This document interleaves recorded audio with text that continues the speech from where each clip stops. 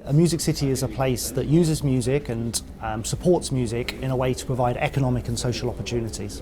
Last year, Huntsville has been named like one of the best places in the US to live for young families and one of the best places for young people to work as well. The secret to the success of that it's not so much that we found the opportunities, it's that they invested in them. They were strategic and intentional about what they wanted to invest in, and they're now seeing economic returns and improved social and community value as a result, using, in this instance, just music as the driver.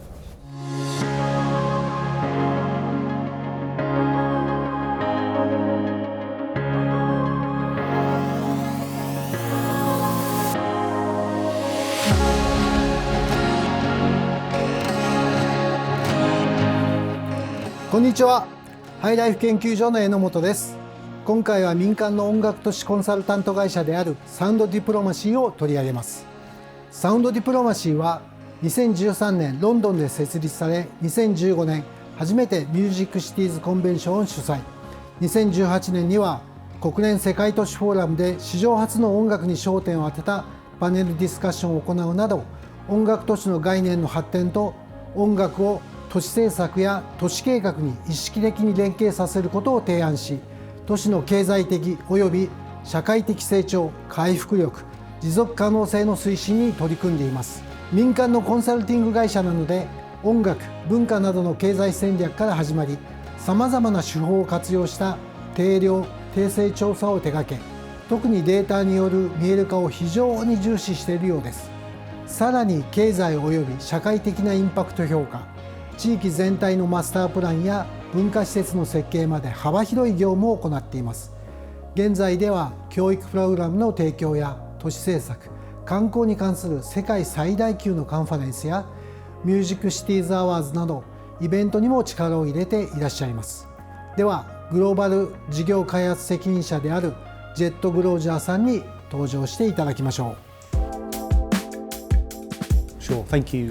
Firstly, thank you very much for the opportunity to be interviewed by you. I really appreciate this. So my name is Jett Glozier. I'm the head of business development for a company called Sound Diplomacy. We're a global consultancy.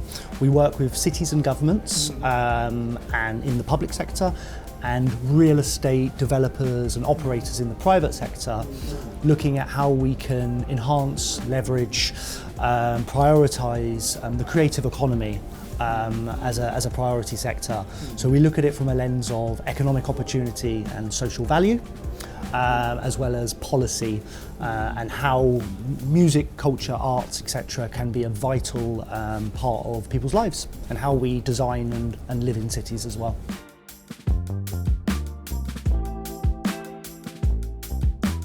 We started primarily just with music, hence the name Sound Diplomacy, but over the last couple of years we've diversified into the wider creative economy, so we're doing work in theatre, digital media, visual arts, etc. as well.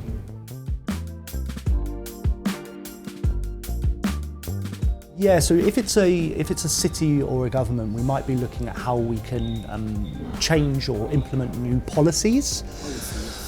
So from that point of view, we're looking at what new regulations or legislation or policy can be introduced that can enhance the role of music and culture in a city. So we might be looking at things like how their zoning or their licensing works, and is it prohibitive or beneficial for these creative sectors.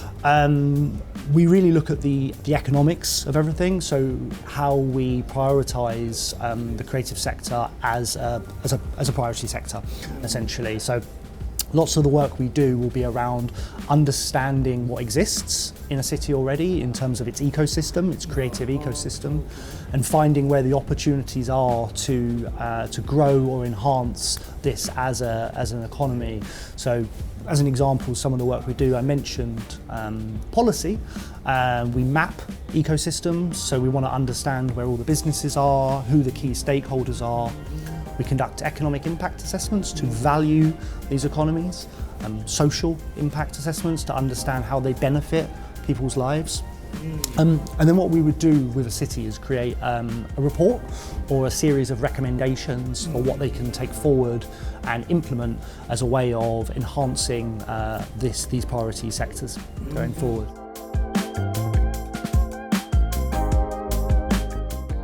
There can be some market assessments to it, and actually what I didn't mention then is a lot of stakeholder engagement.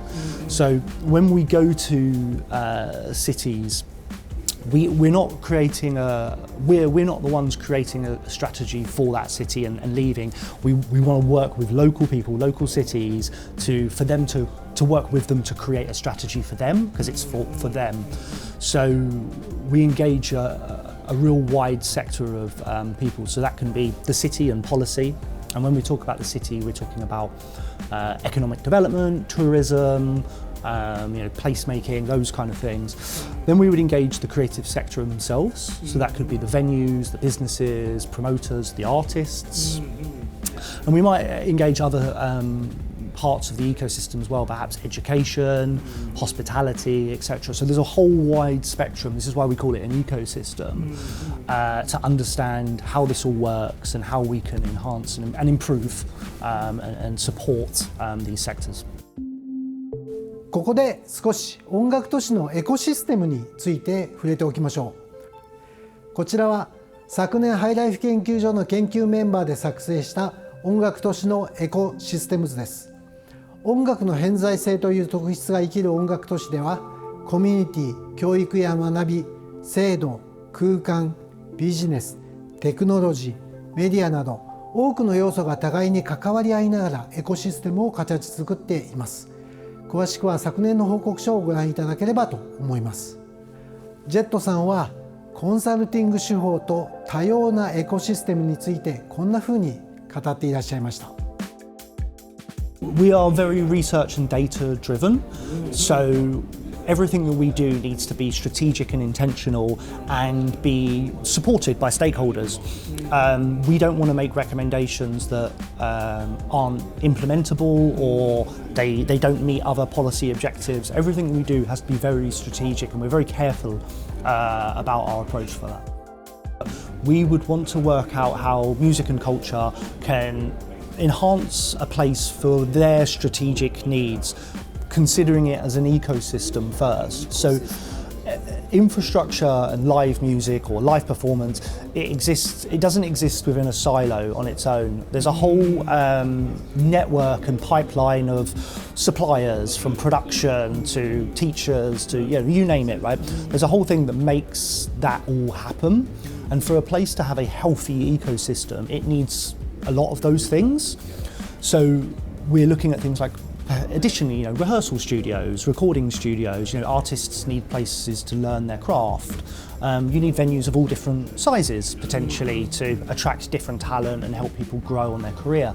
And we've proven, well, not we personally, it's been proven time and time again that arts for children is actually good for their wellness and their mental health and their growth as becoming adults as well.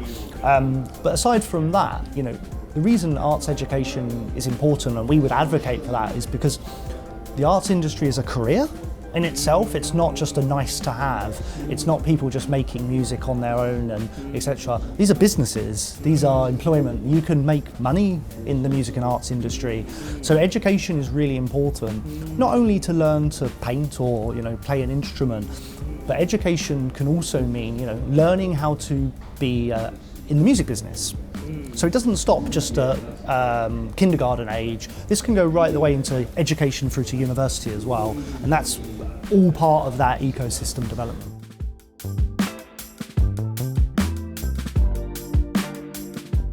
Well, the first difficulty is always political will.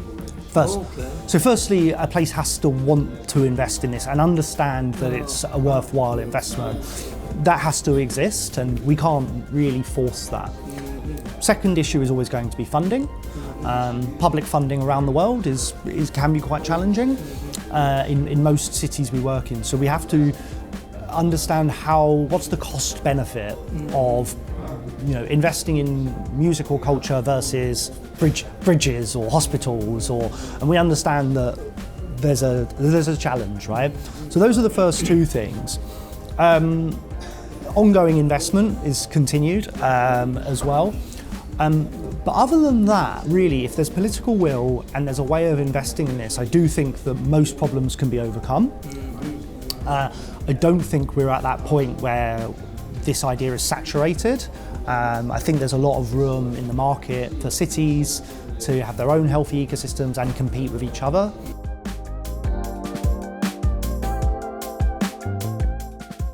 The success of engaging with cities is about having the right stakeholders involved and around the table.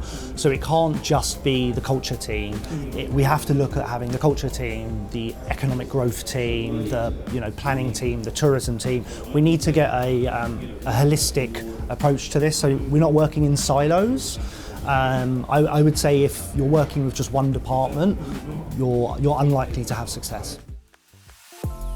また、ジェットさんからはいくつかの事例もご紹介いただきました。There's one example that we always give because it's a place that we've worked in, and I'll tell the brief story about this. It's a place called Huntsville, Alabama. The reason Huntsville is interesting, it's the home of NASA, okay? And when we first started talking to them in about 2017-18, they wanted to understand how they could attract more people to their city to work for NASA, instead of them going to the East Coast of America or Silicon Valley. And we said, well, there's an opportunity to have a vibrant music strategy as a way of attracting people. So what we did is very much what I said, was set up a bit of a strategy, work out what their needs and wants were. And one of the things that we determined was that they needed a large venue for people to go out to and attract international. They didn't have one at all. So there was a site there that we worked on. It was the site of a former shopping centre. And with a developer there, it's now been turned into the Orion Amphitheatre, which holds 8,500 people. I think Lana Del Rey played there, Snoop Dogg has played there. And there's a whole host of other things as well. They've got a new music festival. They set up, what's really interesting is they prioritised music as an economic driver and a way to attract people. So one of the things they did, which is really important, is they set up a music office. So they have a dedicated person in Huntsville who decides, in city government, reports to the mayor, who decides what happens with music as an industry in Huntsville. And fast forward to last year, Huntsville has been named like one of the best places in the US to live for young families, and one of the best places for young people to work as well. And the mayor puts music as one of the key drivers for that improvement and change in their city. And although it's not a place that many people have heard of, it's a real success story for how you can come from a challenge to using that opportunity and succeeding and finding some success. The secret to the success of that isn't just, it's not so much that we found the opportunities, it's that they invested in them and they really, they were strategic and intentional about what they wanted to invest in, and they're now seeing economic returns and improved social and community value as a result, using, in this instance, just music as the driver.